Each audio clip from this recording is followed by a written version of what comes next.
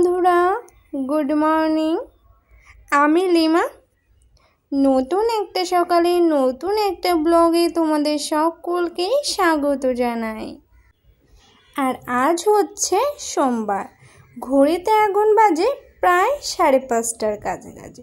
ঘুম থেকে আজ একটু সকাল সকালে উঠে পড়েছি, কারণ হঠাৎ করেই না আজ ঘুমটা ভেঙে গেল। তারপরেও একবার গিয়ে একটু শুয়েছিলাম যদি ঘুমটা আসে, কারণ তোমাদের দাদাভাই ওঠেনি ওই সময়ও। এই জন্য ভাবলাম আর একটু শুই, দেখি অন্তত পক্ষে 20-30 মিনিট পরে উঠলেই হবে, 6টার দিকে ঠিক। কিন্তু তারপরে আবার উঠেই পড়লাম জানো। ভাবলাম যে যাই, সকাল সকাল উঠে পড়লে কাজগুলো সকাল সকাল হয়ে যাবে। আর সংসারের তো কাজের শেষ নেই, এই জন্য যতটা তাড়াতাড়ি ওঠা যায় ততটা তাড়াতাড়ি সংসারের কাজগুলো আমি কমপ্লিট করতে পারবো A to Z।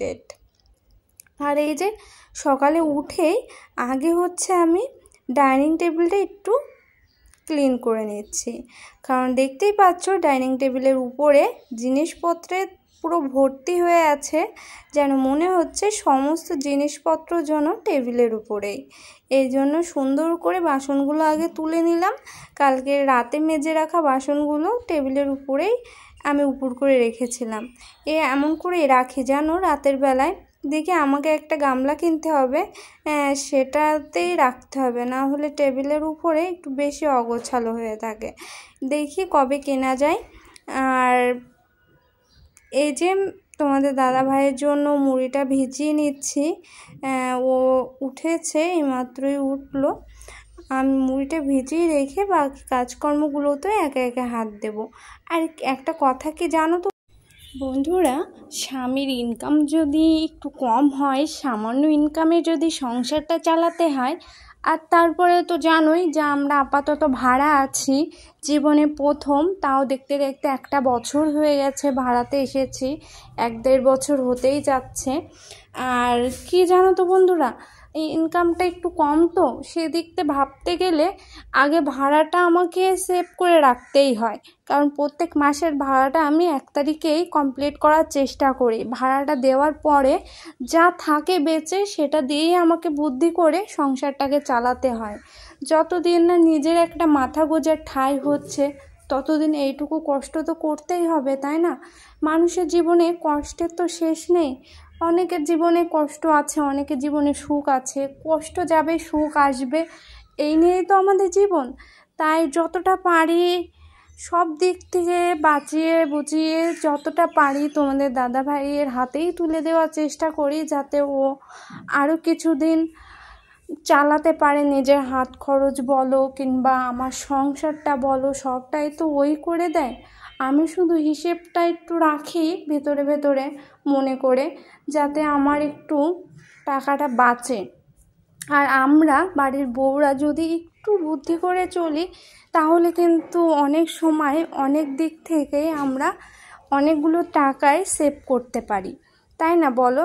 যদি একটা জিনিস ভাবো, আমরা যদি একটা জিনিস কিছু যদি কিনে নিয়ে আসি, তাহলে সেটা যদি আমাদের ধরো লাগেনি খুব একটা, থেকেই গেছে, সেটা যদি আমরা পরের মাসে সেটা যদি আর কিনতে না হয়, তাহলে ধরো সেই জিনিসটার টাকাটা বেঁচে গেল, কিংবা অল্প আছে সেটাতেই আমি বাকি দিনগুলো কাটিয়ে দেব।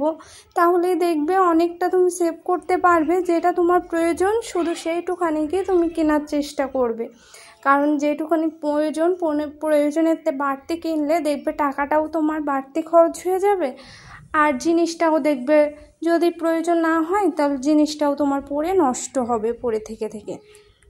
দাদাভাইকে গুছিয়ে রেডি করে কাজে পাঠাতে না পাঠাতে আমার একেবারে পুরো হাত ধরে যায়। আমি ধরো সকাল 5টার দিকে উঠেছি, উঠে এই যে শুরু করেছি, মিনিমাম 10টা পর্যন্ত চলবে, তার মধ্যে বসার সময় পাবো না। তোমাদের দাদাভাই এই জন্য থেকে থেকে বলে যে তুমি খাটতেও পারো বেশ, আমাকে একটু বললে তো আমি করে দিতে পারি, কিন্তু ইচ্ছা করে না গো। সারাটা দিন ও যে পরিমাণ কষ্ট করে, তারপরে ওকে আর বলতে ইচ্ছা করে না। এই জন্য যতটা পারি ওর হাতের কাছে সবটা এগিয়ে দেওয়ার চেষ্টা করি। আর প্যান্টটা আয়রন করা হয়ে গেছে, আর শার্টটাই শুধু বাকি আছে, অর্ধেকটা করে রেখে এই যে আসলাম ঘরটা ঝাড়ু দিতে। ঘরটা ঝাড়ু দিয়ে বাকি অর্ধেকটা করে নেব। আর মুখের মধ্যে ব্রাশ দেখতে পাচ্ছ, ভাবলাম একবার ব্রাশটাও করে নিই। সকাল থেকে এখনও কিচ্ছু খাওয়া হয়নি। তোমাদের দাদাভাই গেছে স্নানে। আর তোমাদের দাদাভাইয়ের সকালে আয়রন করাটা মানে আমার কাছে একটু বেশি চাপের হয়ে যায়, কারণ আয়রনে অন্ততপক্ষে 2-3 বার হাত পুড়িয়েছি শুধুমাত্র এই তাড়াহুড়োর কারণে। কিন্তু তাও যেন একটু তাড়া হয়েই যায় গো, কাজের তাড়া বুঝতেই পারো। আমরা বাড়ির বউরা হাজারটা কাজ পড়ে থাকে, তার ভিতরে যতটা পারি হাজব্যান্ডকে দেওয়ার চেষ্টা করি, পরিবারের আর মানুষগুলোকে দেওয়ার চেষ্টা করি। তারপরেও তাদের দেখা যাচ্ছে মনটা ভরে না, এমন একটা ব্যাপার, তাই না বলো? তারপরও একটা প্লাস পয়েন্ট কি বলো তো, যে আমাদের এখনও কোনো সন্তান নেই। তাকে সামলাতে সামলাতে তো তখন আরও এক মানে কি আর বলবো, সেটাই। আর এই যে ব্রাশ করে মুখটা ধুয়ে নিলাম। এই যে আয়রনটা এদিকে গরম হয়ে গেছে। আর আমি আয়রনটা না সব সময় এমন প্লাগের থেকে খুলেই করি। আর দেখো প্লাগটা পুরো কাটতে কাটতে এতটুকুই আছে, 1 হাত মতো, কারণ বেশ পুড়ে পুড়ে যায়। আয়রন করতে গেলে দেখা যাচ্ছে দেওয়া আছে, পুড়ে গেছে। এই জুড়তে জুড়তে জুড়তে জুড়তে এই পর্যন্ত একটা আয়রন কিনবো তেমনও পরিস্থিতি নেই। আর এখনকার আয়রনগুলো না খুব একটা ভালো নয় গো। আয়রনগুলো কেমন পাতলা মতো হয়, তো হিট হতে চায় না। জামা কাপড়গুলোর জন্য সুন্দর একটা আয়রন হয় না, এই জন্য আরও কেনা হচ্ছে না। আর এটা আমার শ্বশুরমশাইয়ের কিনে রাখা ছিল আয়রনটা, এই জন্য ওটাই যতদিন পারি ব্যবহার করার চেষ্টা করি। আর এই যে তোমাদের দাদাভাই বেরিয়ে গেছে, আমি ঘরটা সুন্দর করে মুছে নিচ্ছি। বেসিনটা পরিষ্কার করে ঘরটা মুছে নিলাম। মুছে এই যে স্নান সেরে চলে এসেছি। স্নানটা সকালে যতক্ষণ না স্নান করতে পারি ততক্ষণ যেন শান্তি নেই গো। আর যে পরিমাণ গরম পড়ছে, একটু বৃষ্টি না হলেও নয়, প্রচণ্ড পচা গরম পড়ছে গো আমাদের এদিকে। তোমাদের এদিকেও কেমন গরম পড়ছে অবশ্যই কমেন্টে জানিয়ে তো বন্ধুরা। আর তোমরা কে কোথা থেকে আমার ভিডিওগুলো দেখছো, আমাকে এভাবে ভালোবাসা দিচ্ছ, সেটা অবশ্যই কমেন্টে জানিও।